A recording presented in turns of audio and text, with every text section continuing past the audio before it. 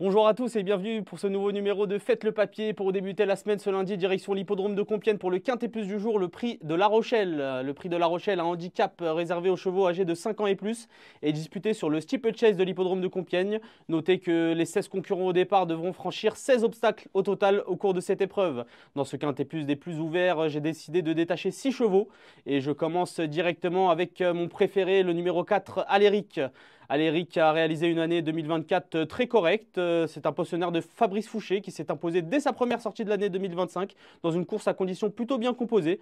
Il a échoué de peu pour figurer dans la bonne combinaison dans le Quintet Plus du 29 janvier à Pau avant de se classer troisième des excellents Camaro Duez et Pistache Doré sur le steeple de Compiègne. Il a été préparé avec soin pour cette épreuve par son mentor Fabrice Fouché. Il ne devrait pas décevoir et je pense qu'il devrait même remporter ce Quintet Plus. En deuxième position, j'ai choisi le 11 Inside Montlieu qui a réalisé un très bon meeting palois ponctué par une quatrième et un accessible d'honneur dans les Quintets Plus.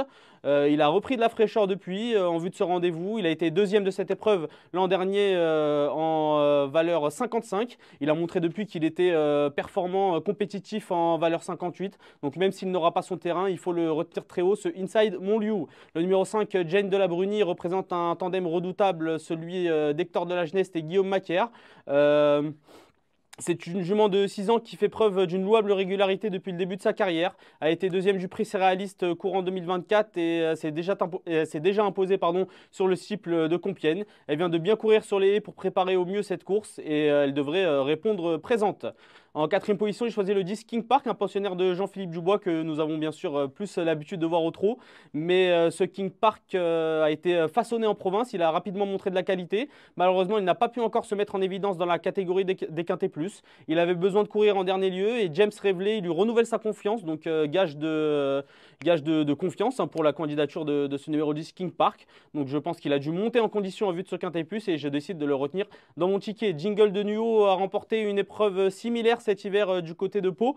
Il a été très joué en plus ensuite dans un Quintet Plus toujours sur l'hippodrome de Pau où il n'avait malheureusement pas pu répondre au présent sans être ridicule. Voilà, il a repris de la fraîcheur depuis. Je pense qu'il est toujours compétitif à cette valeur et que le tracé de Compiègne qu'il va découvrir va lui convenir. Donc je le retiens également, ce numéro 1, Jingle de Nuo. Enfin, je termine avec le 13 Kid Damis, un cheval encore tout neuf qui représente l'entraînement Chaillé-Pamar. Il n'a pas encore pu non plus se mettre en évidence dans la catégorie des quintés, mais il connaît une belle réussite sur l'hippodrome de Compiègne qu'il apprécie particulièrement. Il n'a pas été ridicule dans le prix Souviens-toi dernièrement et même s'il a quelque peu déçu par la suite, je choisis de le racheter dans ce Quintet Plus, d'autant plus qu'il est bien placé en bas de tableau. Il va sûrement profiter de ce petit poids pour tenter de s'immiscer à l'arrivée.